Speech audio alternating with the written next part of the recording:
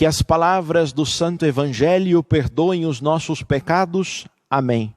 Amados irmãos e irmãs, na primeira leitura de hoje, lá do primeiro livro dos Reis, nós vemos a experiência que o profeta Elias, o último dos profetas, segundo ele mesmo diz ao Senhor, os profetas antes de mim foram mortos, só restou eu, porque o povo se revoltou, se rebelou, o povo não segue mais os caminhos do Senhor.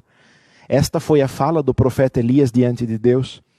Então nós vemos esta experiência que o profeta Elias faz num lugar retirado, numa gruta. Se encontrou com o Senhor no silêncio. Como é difícil nós silenciarmos. Deus não pode ser encontrado no barulho. Porque o barulho nos dificulta de ouvirmos a sua voz. Agora o barulho não é simplesmente algo externo, claro. O barulho externo é muito horrível, é impossível, né? Se encontrar com Deus num lugar turbulento, cheio de barulho. Mas eu pergunto, como está o seu coração? Como está o meu coração? Como está a minha mente? Né? Não adianta nada eu buscar um lugar retirado e não me esforçar para também silenciar-me. E silenciar-se necessariamente passa por confiar em Deus plenamente, entregar-lhe todas as suas preocupações. Muitas vezes a gente vai fazer retiro e lá é preciso fazer uma ruptura. Sim, uma ruptura. Sobretudo no nosso tempo em que somos tão atrapalhados aí por barulhos de celular tocando, de mensagem, de buzina de carro, de campainha tocando e outros barulhos aí. Minha gente, é preciso buscar o silêncio para poder também fazer o silêncio.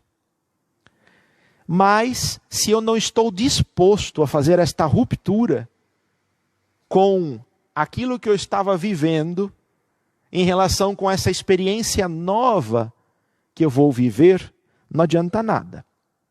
Não adianta nada você se refugiar, por exemplo, no silêncio de uma montanha e ficar pensando em todas as suas preocupações. Ah, porque eu tenho que fazer tal coisa, porque eu preciso fazer tal coisa, porque eu deveria resolver tal coisa, porque fulano de tal pediu algo para mim, porque eu tenho uma situação que precisa ser resolvida. Do que adianta então se refugiar no silêncio se você não silencia a sua mente e o seu coração? É um exercício muito, na verdade, exigente. Silenciar o coração e a mente. Mas é preciso. E isso só é possível quando nós temos fé. Fé em Deus e confiamos plenamente na sua providência. Então é preciso entregar ao Senhor também os problemas e dizer: Senhor, agora eu quero fazer uma experiência do encontro com o Senhor. Ajudai-me a não ficar pensando tanto nos meus problemas, nas situações que estão me afligindo. Cuide de tudo isso, Senhor. Eu quero cultivar o silêncio interior. Isso é importante. Veja, o profeta Elias, mais do que buscar o Senhor num lugar retirado e de silêncio, também fazia o silêncio interior. Buscava silenciar o seu coração e a sua mente. Vejamos, olha que contexto mais cruel que ele estava vivendo. Estavam tentando matá-lo. E mesmo assim ele conseguiu silenciar. Nós conseguimos, viu, gente? Basta a gente tentar. No começo vai ser um pouquinho difícil fazer essa ruptura, mas quando ela acontece, aí a gente volta para casa e começa a ter saudade do silêncio que fez. Vamos buscar a Deus no silêncio. Nós temos um medo muito grande do silêncio e não podemos ter medo. Temos uma dificuldade de silenciar e não podemos. O mundo é caótico, é barulhento. Tenhamos a atitude do profeta Elias, que se encontrou com Deus numa brisa leve e suave, numa calmaria. Não é verdade? Então vamos propor à nossa vida esta experiência. E olha, Deus tem chamado a gente a fazer esta experiência do silêncio, dando-nos a oportunidade, inclusive nesse tempo de pandemia, a ficarmos um pouco mais recolhidos dentro de casa. Assim é que deve ser, para que possamos também fazer essa experiência do encontro com Deus no silêncio. E tenha certeza de que Deus nos é sempre providente. Não nos deixará faltar o que é necessário para a nossa vida. E se estivermos passando por alguma dificuldade, e creio que muitos de nós estejamos, tenhamos confiança no Senhor, Ele vem em nosso auxílio. É preciso procurar a face de Deus, hein?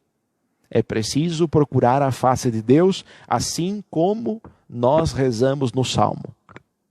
No Evangelho, nós estamos ainda no contexto do Sermão da Montanha, e Jesus Cristo vem falar a respeito do adultério.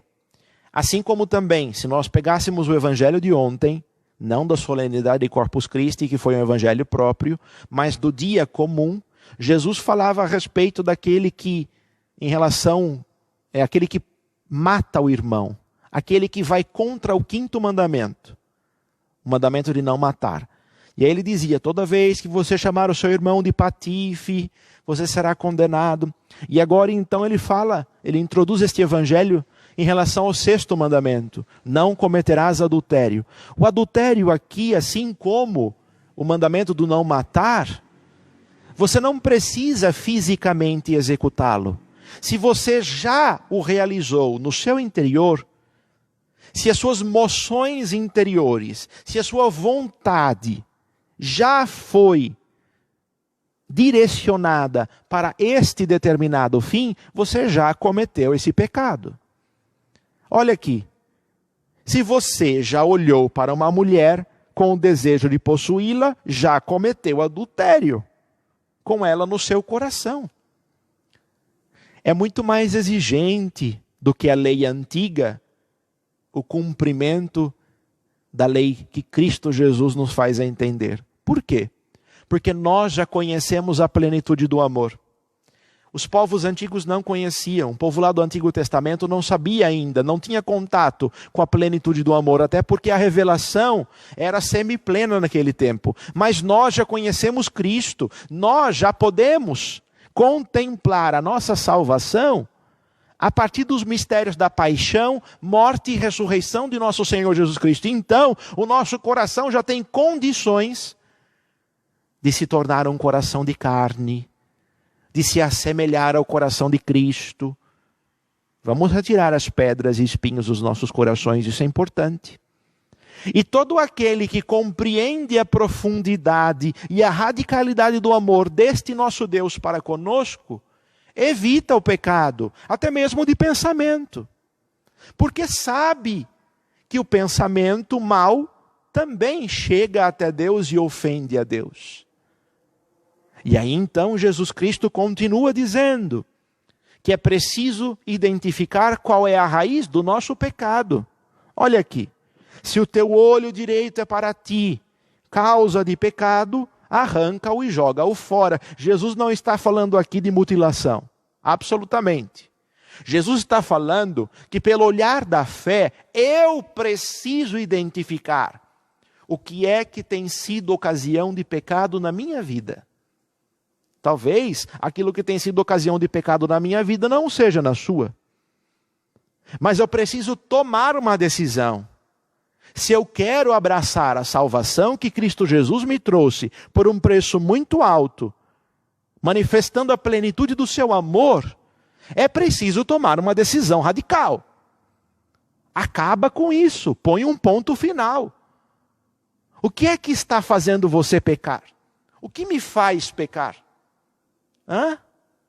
Será que essa tecnologia, redes sociais, usadas, claro, de uma forma errada, televisão, ou até mesmo um apego aos bens materiais, até mesmo um apego a alguém, como se fosse um ídolo que te dominasse?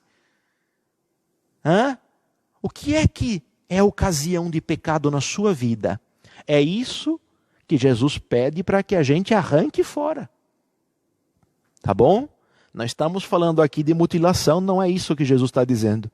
Jesus está dizendo de que não adianta nada eu tentar salvar tudo e ser condenado. Não adianta nada eu continuar dando um jeitinho por conta daquela ocasião de pecado, ou por aquela sugestão de pecado, ou aquela situação que me leva a pecar. Eu vou relevando, não tem problema. Cuidado, cuidado. É melhor você chegar no céu sem o teu olho direito do que tendo tudo ser condenado ao inferno. Então tenhamos esse critério diante de Cristo, pela fé que Ele nos deu, de identificar em nossa vida, nas situações que nos rodeiam, o que tem sido ocasião de pecado. E aqui, ocasião de pecado, inclusive no pensamento, hein? Inclusive no desejo. Conforme o próprio Jesus nos diz no início desse evangelho, e disse no evangelho ontem, do dia corrente, do dia comum. Não adianta nada. Eu não matei, mas eu xinguei meu próximo, excluí o meu próximo da minha vida. Não adianta nada. Eu dizer, eu não cometi adultério, mas quando passa alguém, eu fico de olho naquela pessoa, desejando ela para mim, e nutrindo pensamentos impuros. Isso pode levar até à prática. Então, o Evangelho exige de nós uma postura radical, que deve nos levar a cortar de uma vez por todas aquilo que tem sido ocasião de pecado em nossas vidas. Que o Espírito Santo conceda a você, assim como conceda a mim, a ciência, a sabedoria, para que, fazendo uma revisão de vida, possamos identificar o que é que tem sido pedra de tropeço no seguimento de Jesus, impedindo que eu o siga de coração, de corpo, de alma, com todo o meu ser, na sua integralidade. Que Deus nos ajude. E que o profeta Elias, através da sua experiência, seja nossa inspiração para que no silêncio, não só exterior, mas sobretudo interior, possamos buscar o encontro com o Senhor. Louvado seja nosso Senhor Jesus Cristo. Para sempre seja louvado.